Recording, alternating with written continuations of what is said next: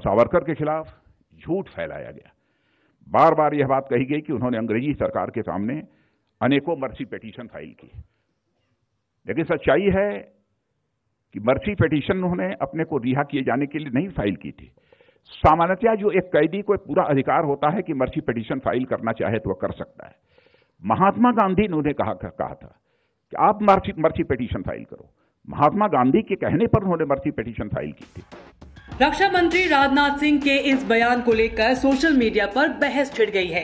कई नेता, इतिहासकार और पत्रकार इस पर टिप्पणी कर रहे हैं। क्या है पूरा मामला, हम सिलसिलेवार तरीके से आपको बताते हैं। राजनाथ सिंह ने दिल्ली में सावरकर पर उदय माहुरकर और चिरायु पंडित की किताब Veer Savarkar who could have prevented partition के विमोचन कार्यक्रम में राजनाथ सिंह ने ये बात कही।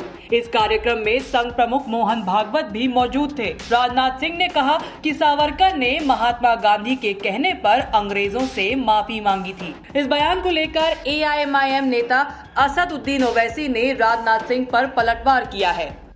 गांधी तो ये कहते थे कि जेल को जाना एक नॉन वायलेंट का रास्ता है, जेल को जाना, और वो शख्स माफीनामा लिखता है अंग्रेजों के लिए।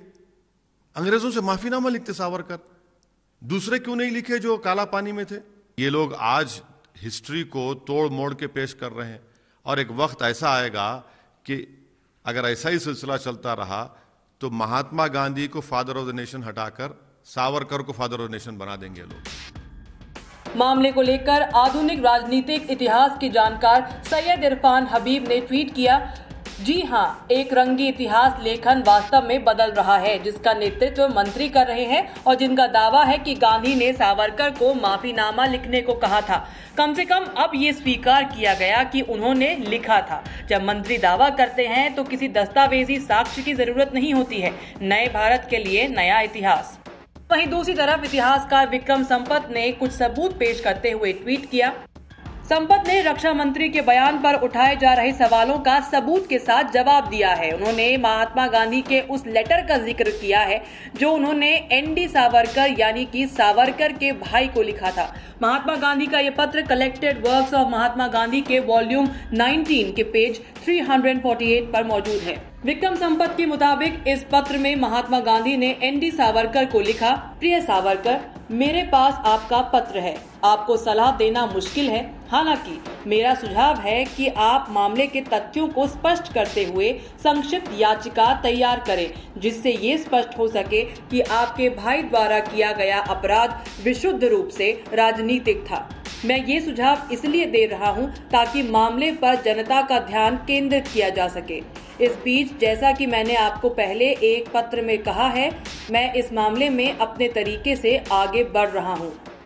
विक्रम संपत ने ट्वीट में सबूतों को रखते हुए लिखा, मुझे आशा है कि आप ये नहीं कहेंगे कि गांधी आश्रम ने इन पत्रों को तोड़ मरोड़ कर पेश किया है। महाराष्ट्र सरकार के मंत्री और कांग्रेस नेता असलम शेख ट्विटर पर लिखते हैं, इतिहास इतिहास ही रहेगा। बीजेपी के महानायक सावरकर ने 1-2 नहीं बल्कि 6 क्षमा याचिकाएं 1911, 1913, 1914, 1915, 1918 और 1920 में अंग्रेजों को लिखी थी, जिसमें वो माफी की भीख मांग रहे थे। इस पूरे मामले को लेकर विनायक दामोदर सावरकर के पोते रंजीत सावरकर ने क्या कहा, आप भी सुनिए। गांधी जी ने सावरकर को ये कहा था कि आप मर्सी पिटीशन लिखिए। जी नहीं, सावरकर जी के भाई डॉक्टर सावरकर, नारायण सावरकर, इनको गांधी जी ने जनवरी 1920 में खत लिख के कहा था कि आप इनके रिलीज के लिए एक पिटीशन लिखे। इसके पहले भी सावरकर ने पिटीशन किए थे, मगर देवर नॉट मर्सी पिटीशन, इसमें एक भी मर्सी पिटीशन नहीं थी। ये सभी क्रांतिकारियों के रिलीज के लिए पिटीशन थी। और ऐसे पिटीशन गांधी जी के जो वर्कर्स थे कांग्रेस के, उन्होंने ब्रिटिशों ने जो पकड़ा था उनको भी छोड़ने के लिए कांग्रेस वालों ने भी ऐसी पिटीशन की थी। तो it was a very common thing. और गांधी ने इसके बाद 2 लेख भी लिखकर सावरकर की जो भूमिका थी कि अगर ब्रिटिश ये कह रही है कि हम सुधार कर रहे हैं, आप मूलधारा में आके विकास में साथ दो, तो अगर ये आह्वान कर रही है तो उसका, और उसके लिए छोड़ रही है कैदियों को, तो उसमें राजबंदियों को भी छोड़ना चाहिए जो शस्त्र क्रांति रखते। तो इसका समर्थन गांधी ने किया है। अब आपको सावरकर के बारे में बताते हैं।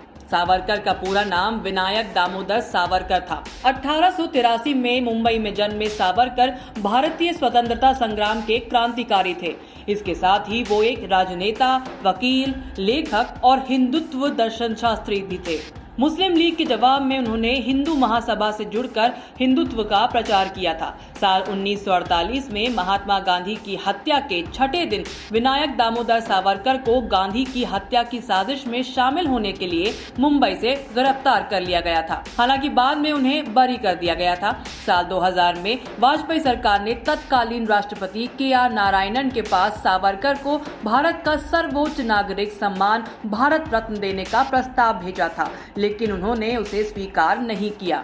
इसके बाद 2019 के महाराष्ट्र चुनाव के दौरान बीजेपी ने अपने संकल्प पत्र में सावरकर को भारत रत्न दिलाने का वादा किया था।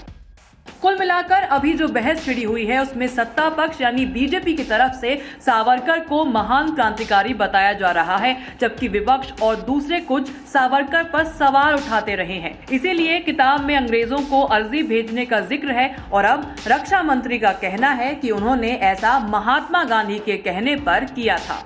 न्यूज़ तक ब्यूरो।